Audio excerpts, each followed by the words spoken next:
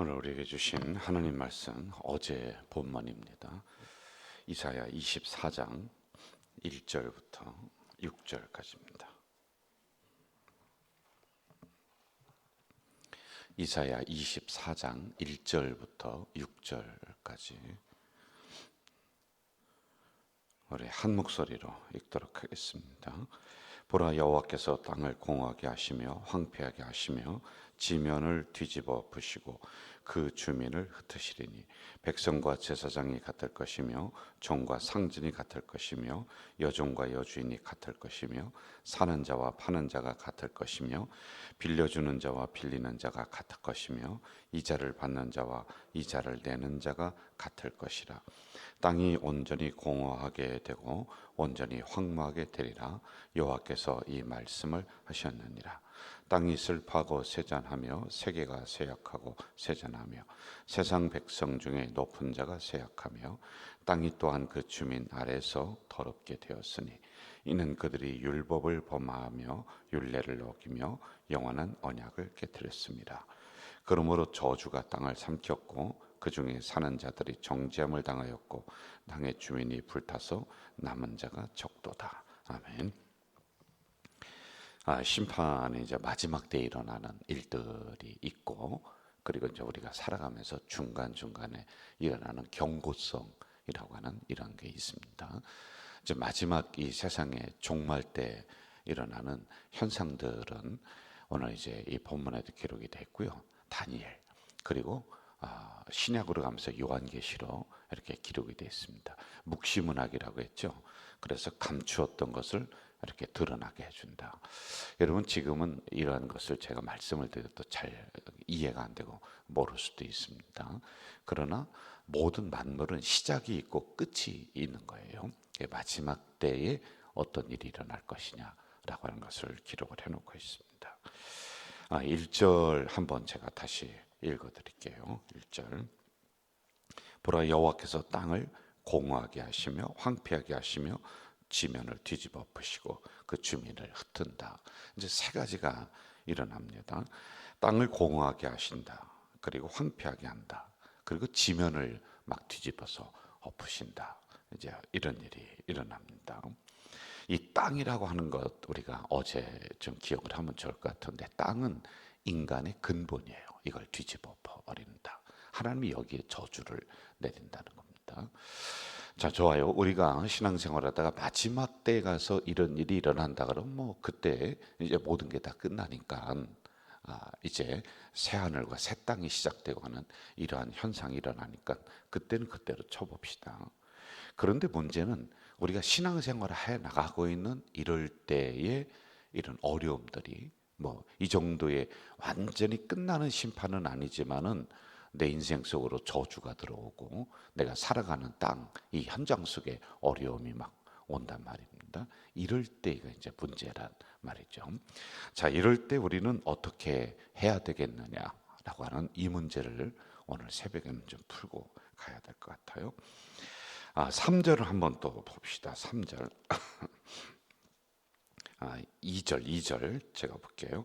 백성과 제사장이 같을 것이다. 종과 상전, 여종과 여주인, 사는 자와 파는 자, 그리고 빌려주는 자와 빌리는 자가 같을 것이며 이자를 받는 자와 이자를 내는 자. 이 말씀은 심판에서 벗어날 사람이 아무도 없다. 이걸 제가 어제 말씀을 드렸습니다. 자, 이제부터는 성경 다른 것을 한번 찾아보면서 우리가 살아가면서 우리 인생 속으로 들어오는 이 저주의 문제, 어려움의 문제, 이게 있거든요. 이 고난의 문제, 이걸 어떻게 해결해 가느냐, 여기 한번 좀 묵상을 하면서 마치겠습니다. 신명기 27장을 좀 봅시다. 신명기 27장. 제가 보는 성경 구약 303쪽에 있습니다. 12절부터 14절, 13절까지 제가 읽어드릴게요. 27장 12절, 13절. 너희가 요단을 건넌 후에 시몬과 레위와 유다와 이사갈과 요셉과 베냐민은 그 6지파가 나와요. 다시 한번 해요. 중요한 부분이에요. 시몬, 레위, 유다, 이사갈, 요셉, 베냐민 이렇게 나옵니다. 백성을 축복하기 위하여 그리심산에 서고, 그리고 13절 루벤, 갓, 아셀, 스불론, 단, 납달리 여섯 마을이 나오는 거예요. 저주하기 위하여 에발산에 서고 이렇게 나옵니다. 자, 다시 12절 가봐요. 너희가 요단을 건넌 후에, 자, 저를 보시죠. 지금부터요. 자, 이게 이제 무슨 내용이냐면은 이스라엘 백성이 광야를 이제 걸어갑니다. 이제 고생스럽잖아요. 어렵죠. 그런데 요단을 건너서 마지막 가나안 땅에 들어가요. 이제 여러분, 가나안 땅에는 뭐가 있어요? 축복, 젖과 꿀이 흐르는 것, 형통, 고난은 없다. 이 생각이 든단 말이에요. 자, 그런데 하나님이 그렇게 말씀하지 않고 너희들이 가나안 땅에 들어가면은 저주가 있고 축복이 있다. 그리심산에 여섯 지파, 그리고 에발산에 여섯 지파가 똑같이 서라. 그리고 그리심산에서는 축복을 선언하라. 에발산이라고 하는 데가 있어요. 민둥산이 한 900m, 아주 굉장히 높습니다. 여기 우리 철마산보다 2배, 3배 높은 그런 산에, 민둥산은 나무가 없는 거예요. 여기서는 여섯 지파, 이스라엘은 12지파가 있는 거예요. 그러니까 우리로 얘기하면 김씨, 박씨, 이씨 이런 거 마냥 이해가 되셨죠, 여러분? 그렇게 있는데 여섯 지파를 이 저주의 산에 세우고 저주해라. 아니, 하나님 그 고생하면서 이 가나안 땅에 들어왔는데 축복을 주셔야지 무슨 저주입니까? 자, 이걸 우리에게 적용해 봐요. 여러분, 우리가 세상에 살다가 예수 믿으면 좋대요. 하나님 믿으면은 잘 된대. 자녀도 잘 되고 뭐 잘 된대. 그래서 교회 나왔어요. 어려운 중에 나왔습니다. 그런데 교회 나오고서 신앙생활을 쭉 해보니까 그게 아닌 것 같으네요. 잘 되는 게 아니라 교회 다니면서도, 예수 믿으면서도 어려움이 자꾸만 오는 거예요. 아니, 예수 믿으면 형통하고 인생이 잘 풀린다고 그래서 일끈 교회 나왔더니 교회 나와서 신앙생활 하면서도 어려움이 오는 거란 말이죠. 그렇지, 여러분? 이거와 똑같단 말이에요. 가나안 땅에 들어가서 젖과 꿀이 흐르는 곳에 축복이 계속 오면 좋겠는데 그게 아니라 축복도 있고 저주도 있다. 이게 내가 선택해야 될 문제가 아니에요. 여러분이 선택하라고 하면 축복만 선택하죠. 그렇지 않습니까? 잘 되는 것만 선택하지, 누가 고생하고 집안이 풍비박산나고 뭐 기업이 어렵고 그거 누가 그거 바라겠습니까? 아니, 기업하시는 분들은 난 망하기 위해서 기업해, 그런 사람이 어디 있어요? 그런데 이게 내가 선택의 문제가 아니라 이게 있다는 거예요. 그래서 여러분, 이 축복이나 저주나 이 문제는 나의 문제가 아니에요. 하나님의 문제. 하나님이 주시는 거란 말이에요. 이게 하나님이 선택적으로 하나님의 주권적인 역사로 인해서 이루어지는 것들이란 말입니다. 안 그러면 나한테 맡기면은 우리는 다 좋은 것만 선택한단 말입니다. 자, 봐요. 이쪽에는 그리심산, 에발산이라 붙입시다. 여기 그리심산은 축복, 에발산은 저주라고 하는 데가 똑같이 이렇게 하나님이 선포를 한단 말입니다. 그런데 여섯 지파씩 똑같이 세웠다라고 하는 거예요. 이 의미가 뭐냐면은 성경은 축복만을 이야기하는 게 아니에요. 신앙은 축복만을 따라가는 게 아니에요. 여러분, 성경은 저주도 축복처럼 똑같이 기록해 놨어요. 그리고 신앙은 축복만이 아니라 어려움도 나에게 오는 거예요. 저주도 오는 거예요. 힘든 상황도 일어난다라고 하는 것을 성경이 기록을 해놓고 있는 건데 우리는 예수 믿은 만사 형통만 생각해요. 그러니 어려움 오면은 교회 뛰쳐나가고 믿음 생활 안 하고 한다. 왜 하나님이 나한테 이 어려움을 주느냐? 아니, 어렵다니까요. 여러분이 뭐라고 어려움은 싹싹 피해가게끔 합니까? 똑같이 비 맞잖아요. 똑같이 여러분 눈 맞잖아요. 그래서 똑같이 당하는 어려움들이 있다는 거예요. 신앙은 이렇게 우리가 넓게 가져야지 아주 협소하게 가지면은 고난이 오면 우리는 하나님 버린단 말입니다. 왜 이러냐고 하나님에게 따진단 말이에요. 그래서 똑같이 축복과 저주가 있다는 거 우리가 꼭 기억해 둬야 돼요. 성숙된 교인일수록 한번 잘 생각해 봐요. 성숙된 교인과 성도일수록 축복만을 생각하지 않습니다. 저주가 임할 때, 어려움이 있을 때 그때 진가를 알아보는 거예요. 여러분 내 생활이, 내 가정이 막 잘 되고 돈도 잘 벌리고 아이들도 척척척 잘 풀려. 아니 그때 감사 안 할 사람 누가 있습니까? 예? 그런데 내 인생 속에 막 어려움이 막 꼬여. 그럴 때 감사가 나오느냐? 그럴 때 진짜 신앙이나 아니냐를 이때 판가름하는 거란 말입니다. 그래서 성숙된 성도는 고난의 자리를 피하지 않습니다. 이 고난이 변화해서 축복이 될 것이라고 하는 미래적인 시선을 보고 그런 자리도 마다하지 않는 거란 말이에요. 좋은 자리만 골라 가지 마세요. 여러분, 신앙의 자리는 눈물의 자리이고 가시밭길일 수가 있는 거예요. 왜 꽃길만 생각하느냐라고 하는 겁니다. 자, 성경 제가 한 것 더 볼게요. 신명기, 여러분 그냥 계세요. 27장 15절 제가 읽어드릴게요. 장세에게 손으로 조각하였거나 부어 만든 우상은 여호와께서 가증하니 그것을 만들어 은밀히 세우는 자는 저주를 받을 것이라 할 것이요 모든 백성은 응답하여 말하되 아멘 할지니라. 저를 보세요. 저주를 말하라. 그런데 그 저주 앞에 모든 백성은 아멘 하라네요. 여러분, 저주 앞에서 아멘 하라는 거예요. 이게 무슨 뜻입니까?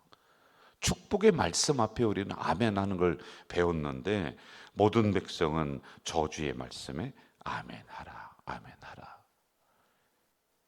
신앙은, 믿음은 나에게 오는 고난도 하나님의 뜻이 있다, 이렇게 봐야 되는 거예요. 우연하게 오는 게 어디 있습니까? 하나님의 섭리 가운데 되어지는 거란 말입니다.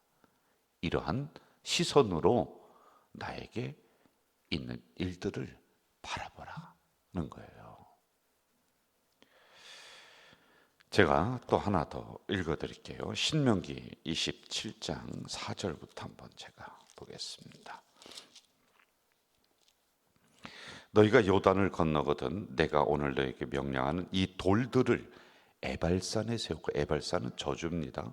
그 위에 석회를 바를 것이며 또 거기서 내 하나님 여호와를 위하여 제단 곧 돌단을 쌓되 그것에 쇠 연장을 대지 말지니라. 6절 너는 다듬지 않은 돌로 내 하나님 여호와의 제단을 쌓고 그 위에 내 하나님 여호와께 번제를 드려라. 이렇게 나와요. 저를 보세요. 자, 저주 앞에서도 아멘 하라고 했어요. 고난 앞에서도 하나님의 뜻이 있다. 이걸 꼭 기억하세요. 아멘은 그런 의미란 말입니다. 자, 그리고 두 번째, 에발산은 축복의 산이에요, 저주의 산이에요? 저주. 그런데 여기에 보니까 단을 쌓으래, 단. 여러분, 우리는 보통 생각할 때 아이 가정이 편안하고 또 뭐 좀 일이 잘 되고 하면 나와서 하나님 하면서 예배 드리는 것. 그리고 내 인생이 어렵고 가정이 어려우면 예배 잘 안 드려요. 그런데 오늘 말씀은 그게 아니라 너희의 단은, 너희의 예배는 저주 앞에서 쌓아라, 예배 드려라, 이렇게 나오는 거예요. 저주의 산에 단을 쌓아라. 고난 앞에서 예배 드리라는 겁니다. 그런데 여기 보니까 저주의 산에서 단을 쌓는데 연장을 대지 말라. 연장은 이 돌로다가 단을 쌓습니다. 단을 쌓는데 이걸 다듬지 마라. 정으로 땅땅땅땅 다듬어서 차곡차곡 이렇게 쌓는, 예쁘게 만드는 거 있잖아요. 근데 그렇게 하지 마라. 그냥 자연석으로 만들어서 단을 쌓아라 라고 하는 거예요. 여러분, 이 의미가 뭐겠습니까? 고난 앞에서 저주 앞에서 순수한 예배를 드려라. 순수한 예배.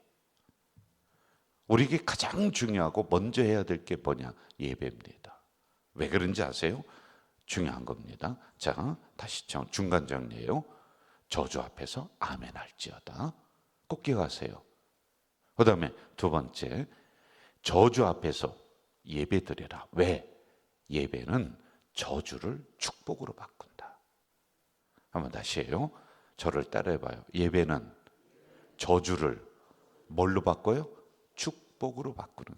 그래서 에발산에 예배 드리는 거예요. 거기서 예배 드리라는 거예요. 거기서 단을 쌓라는 거예요. 고난 앞에 예배 드리면 이 고난이 변해서 축복이 되게 하는 게 예배라는 거예요. 저주를 빠져나올 수 있는 방법이 뭐냐? 예배라는 거예요. 여러분. 그래서 예배는 저주를 축복으로 바꾼다. 여러분, 우리가 아브라함 이야기하면서 아브라함의 특징을 뭐라고 그랬어요? 가는 곳마다 뭐를 했다? 단을 쌓았다. 단은 오늘의 예배입니다. 단, 제단 예배예요. 가는 곳마다 이거 먼저 하는 거예요.